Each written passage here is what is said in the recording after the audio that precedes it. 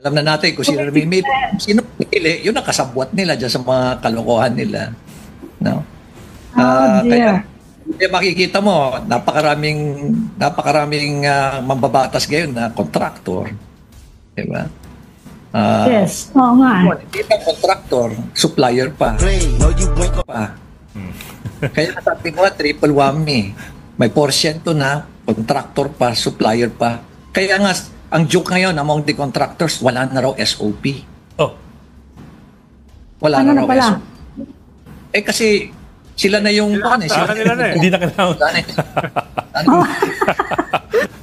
Sobra, no? Hindi na kailangan ng lagay kasi sila yung...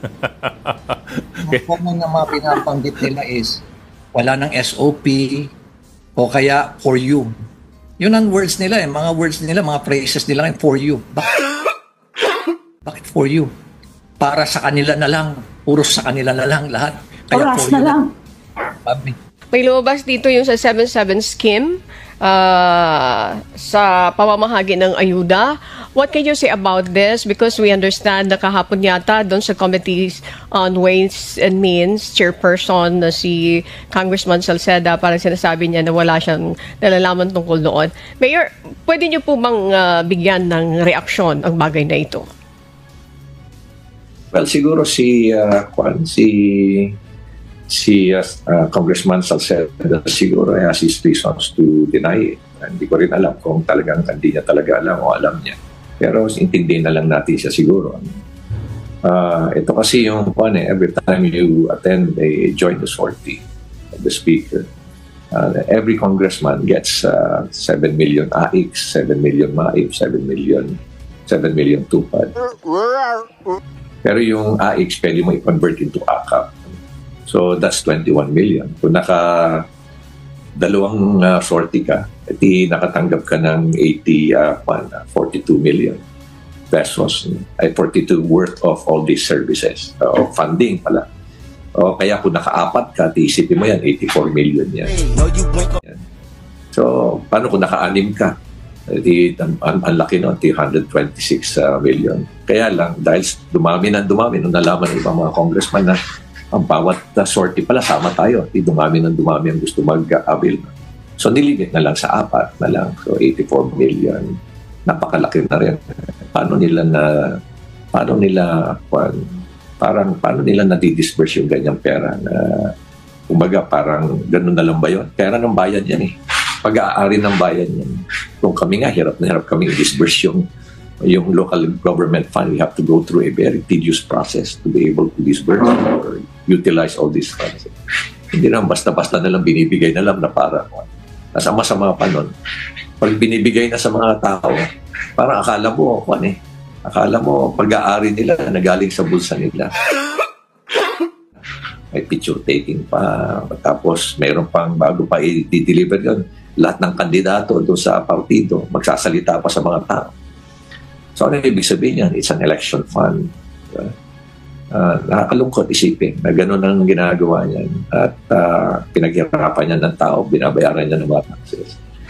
Kaya kailangan talagang ayusin na. Tuntuan naman ako dahil inaayos naman ni Secretary Rex Gatchalian, pinagbabawal na. At the same time, pati na rin si Presidente, talagang naalarma na rin. Kaya nga, bago i-release yung AKAP pa na 26 billion this year, magkakaroon na talaga ng matinding provisions or guidelines. And if I'm not mistaken, even the COMELEC po, na-mention din nila na may spending ban, pero exempted sila, and may condition din po na yung mga politicians are not allowed to be seen during the distribution. Any reaction to that po, Mayor? Dapat naman, Miss Annie, dapat lang. Hindi mo pwede parang palabasin mo, bakit ka nandun? Di ba? Katulad ko, pag ako nagpunta, mayroong payout. Latas nakakuha ko ng AIX o AIX sa mga congressman. Ay sa senators. Sa mga senators lang ako nakakahingin. Pupunta lang ako doon para alam mo lang kung anong sasabihin ko. Mga 2 minutes lang ako eh. Sasabihin ko lang sa kanila, saan galing itong pera natin? Marami sa kanila sasabihin nila, Sir Mar, kay Senator, kay Juan, hindi po. Gusto lang po namin i-correct sa inyo. Hindi po galing sa akin, hindi po galing kay Senator. Itong pera po na ito, galing po sa taxes na binabayaran nyo. Kaya pasalamatan nyo po yung mga katabi nyo at tell them thank you for paying your taxes. After telling that, I already leave. Hindi na ako kasali doon sa payout. Maalis na kagad ako. Nung una, nire-require kasi ako ng DSWD na, sir, kailangan may picture taking for documentation. Kaya yung first 10 na bibigyan, kailangan abutan ko yung 5,000, yung payout. Pero nung later on, sabi ko, hindi na kailangan siguro ako dyan. Ayaw ko na masyado. Parang napakatrapo ko na pag ganyan. Hindi na ayaw ko na sumama dyan, sabi niya. Kaya ganun na lang ginagawa ko. Pero yung iba, gusto nila, sila talaga.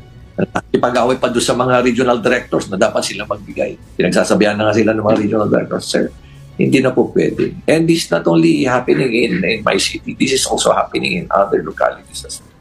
Pagkakakitaan, kaya ko konti na lang ang kinikita ng mga contractors. Kaya nga, paano yung ginagawa? What are you going to do about it? Wala, sir. Substandard. Malabnaw yung konkreto. Yes, ganun ang gagawin namin. Ang favorite na projects nila para kumita ng malaki. Kasi ang favorite na projects ng mga politiko ngayon, para talagang malaki yung porsyento nila na kayang umabot ng 40%. Yon, yung rock netting. Yan. Binanggit nga na yung rock netting, pero Rock netting, na rock netting ngayon sa Cannon Road. Cannon Road. Pero sinasabi sa akin, dininto na raw rock netting. Second is yung road opening. Third is asphalt overlay. Instead na nila ng maraming beses, kukunti lang para hindi bumagsak doon sa alam, bago ngayon na kwan is 4 millimeters na lang yata, 5-6 millimeters, ganun. Hindi nila para palit ng palit. Palit na. palit.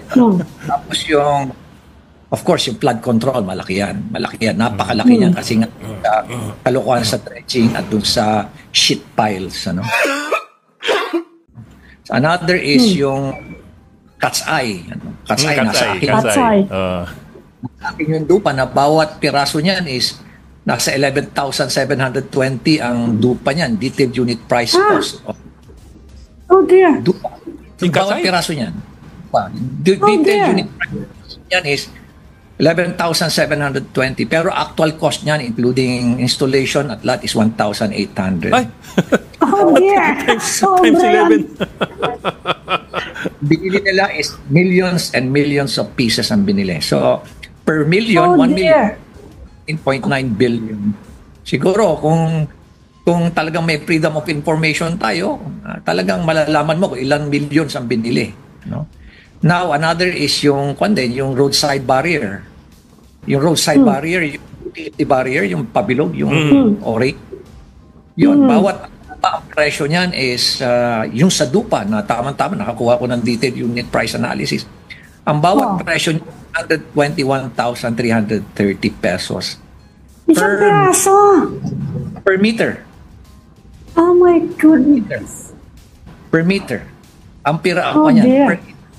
Alam mo ba kung ilan ang kwan yan? Ilan ang totoong presyo niyan nung kinontak namin yung isang supplier sa kwan? Ito yun, no? Sinasabi ko sa inyo. Yan, ganyan. Oh, yeah. We know. Okay. Yeah. Ang piraso niyan is 1 meter is $255. $255 sa mga 14,000. 15,000. 40. Sabihin na lang natin, plus tax, plus logistics. Cost, freight cost, siguro sabihin na lang natin 20,000. 20,000, 21,330. So bawat kwan, sobra-sobra pala, mga mahigit 100,000 ang kinikita nila per meter. Oh, dear. Para, usually ito, nilalagay sa kurbada. Kurbada. Ilalagay. Pero Hmm. tingnan nyo itong ginawa nila. Ito yung cost. Ito yung cost na $255 per meter. Oh, dear. Pero para mas marami silang ilalagay, ito pati ito, nilagyan. Tingnan nyo. Observation. Pati diretso. Hindi siya kurbada. Pati diretsong lugar, nilagyan. Hindi siya kurbada. And hundreds of kilometers ang nilagyan yan. Hundreds and hundreds of kilometers. Can you just imagine, per meter, it's 100,000 pesos. Kwarta natin yan. Si Mayor, ang daming revelation ni Mayor. Oo nga eh.